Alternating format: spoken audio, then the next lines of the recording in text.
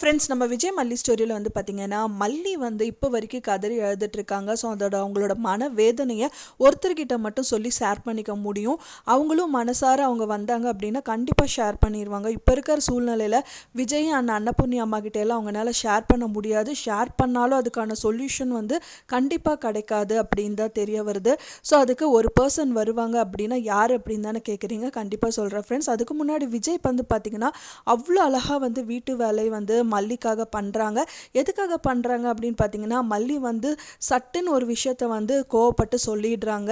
இனிமேல் எல்லாம் என்னால் ஒன்றும் பண்ண முடியாது, தயவு செஞ்சு என்னை எதுவும் கேட்காதீங்கிற மாதிரி சொல்கிறாங்க.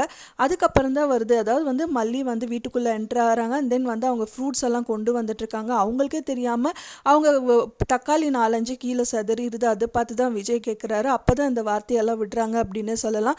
ஸோ அப்போ இருந்தும் வந்து விஜய் அது ஒரு பெரிய விஷயமா எடுத்துக்காமல் வந்துட்டு நம்மளாம் சேர்ந்து பண்ணலாம்னு சொல்லி வெண்பா அண்ட் தென் வந்து விஜய் 2 பேரும் சேர்ந்து வீடெல்லாம் அவ்வளோ அழகாக க்ளீன் பண்ணுறாங்க. வீடு கூட்டுறது என்ன, வீடு துடைக்கிறது என்ன, ஒற்றை அடிக்கிறது என்ன, சாமிக்கெல்லாம் டெக்கரேட் பண்ணுறது என்ன, சமைக்கிறது என்னன்னு சொல்லி செமையாக கலக்கிட்டாரு அப்படின்னே சொல்லலாம். ஸோ அதை பார்த்தோன்னே மல்லிக்கு இனி டென்ஷன் ஆகுது. ஐயோ இப்படியெல்லாம் கூட பண்ணுறாங்களா, நான் எவ்வளோ கஷ்டப்படுத்தினாலும் நம்மளுக்கு இந்த மாதிரியெல்லாம் பண்ணுறாங்களே அப்படின்னு ரொம்பவே சந்தோஷப்படுறாங்க.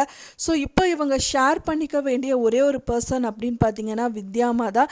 வித்யாமா மல்லிக்கு கால் பண்ணிட்டாங்கன்னா கண்டிப்பாக மல்லி எல்லாமே ஷேர் பண்ணிடுவாங்க. ஸோ இந்த மாதிரியெல்லாம் நடந்துகிட்ருக்கு.